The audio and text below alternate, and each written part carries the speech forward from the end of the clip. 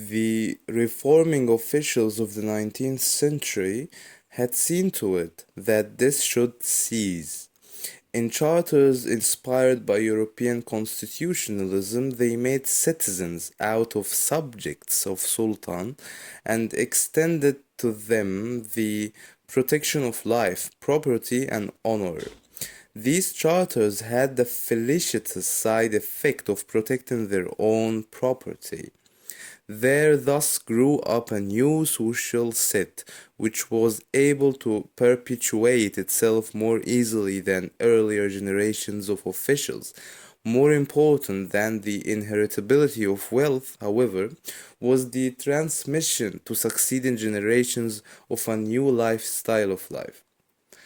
This Western veneer could be monopolized by the upper officials and their families. Because the new ways were foreign to Ottoman Turkish culture and because educational mobility was very limited, officials' sons had a head start that was hard to equal.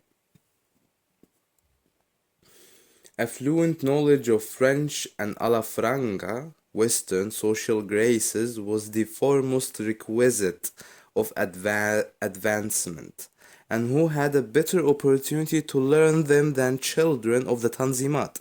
But within two generations, the game got more difficult. Advances in technology and human organization and the superiority they provided in power confrontation were noticed in Turkey. These new demands of power could no longer be filled by a knowledge of diplomatic correspondence or even by a vague familiarity with the tortuous path of European cabinets.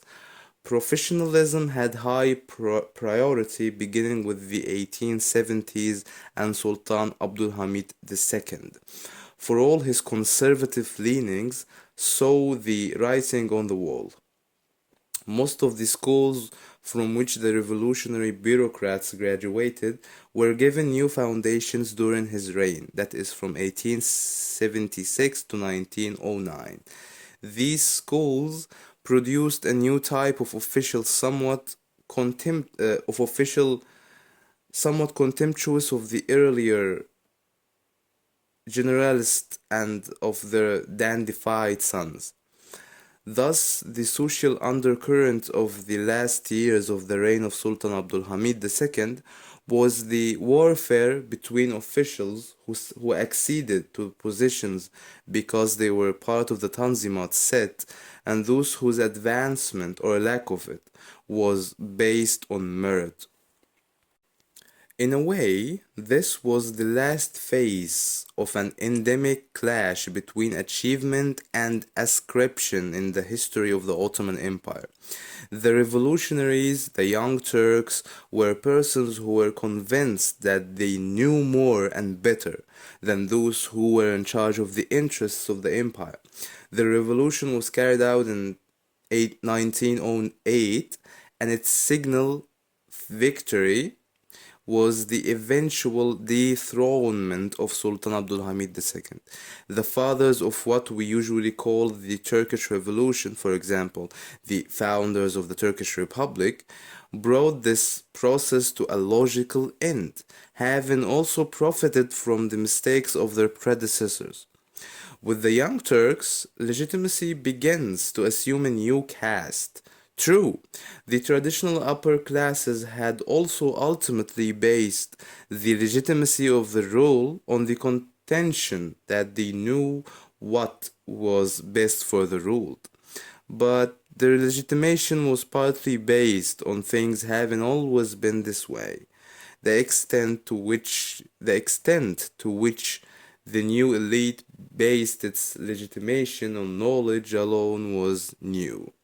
Tocqueville had identified such an emphasis on secular ideologies with the esprit révolutionnaire, and if one takes the long view of revolution, this might well be one of the more revolutionary aspects of the Turkish Revolution.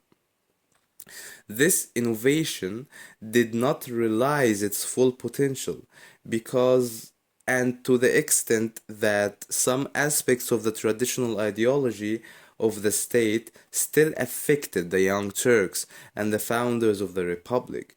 Not the least important among the stimuli which led both the Young Turk Revolt and the Turkish Revolution was the ancient ideal of the preservation of the state.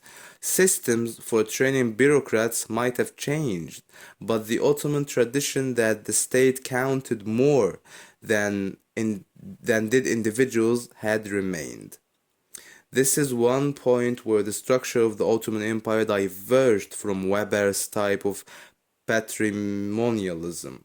Gradually, concern for the state was transformed into an ideology of nascent nationalisms, in the sense that they had no real new revolutionary theory, but were just refurbishing ideals of the preservation of the state. The fathers of the Turkish Revolution showed one further failing as revolutionaries by Tocqueville's standards.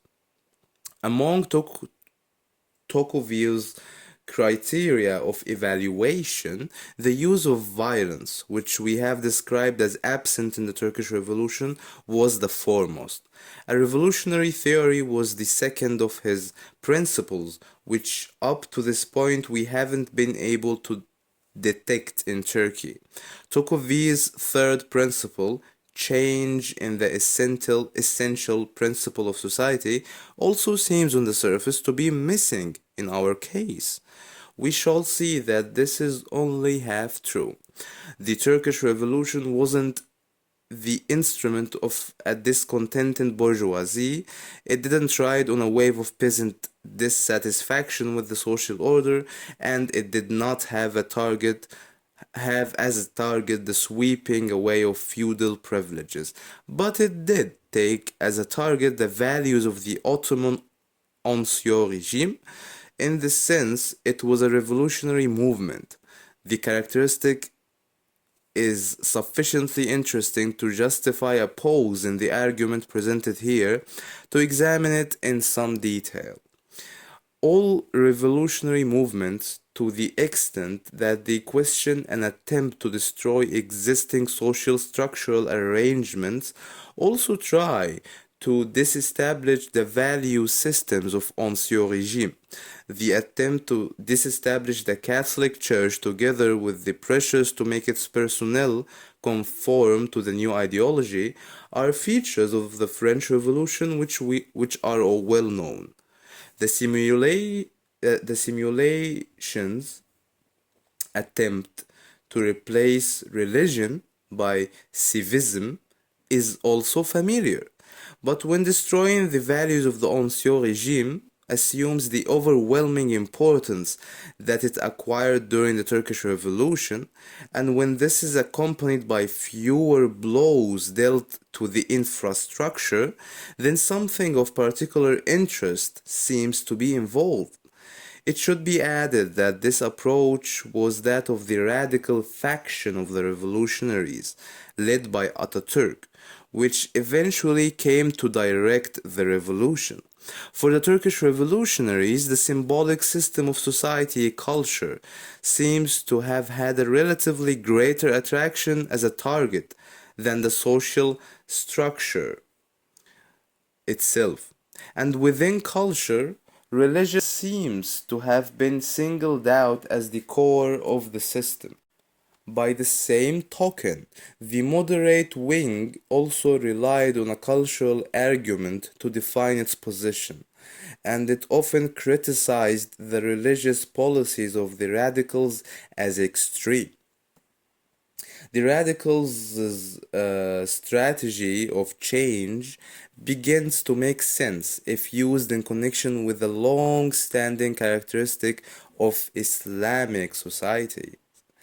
According to this view, Islam has a more direct relation to the content of social structure than many other religions. This has been expressed by Orientalists, anthropologists, and even by casual observers. In the Ottoman Empire, it was particularly strong, and part of this went back to Ottoman historical experience.